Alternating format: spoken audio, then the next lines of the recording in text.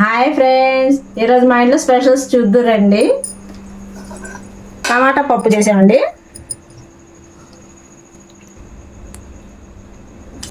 ఉసిరికాయ పచ్చడి పెట్టాము. ఉసిరికాయ పచ్చడి టమాటా పప్పులోకి బాగుంటుంది. చిక్కుడుకాయ కర్రీ అండి. వేడి వేడి అన్నంలోకి టమాటా పప్పు, ఉసిరికాయ పచ్చడి, చిక్కుడుకాయ ఫ్రై నంచుకుంటే బాగుంటుందండి.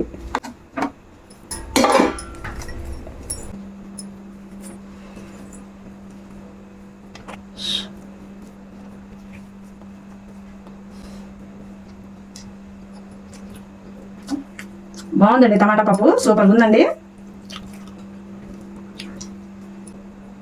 అందులో ఉసిరికాయ పచ్చడి కూడా కలుపుకొని తింటే ఇంకా బాగుంటుందండి. చిక్కుడుకాయ ఫ్రై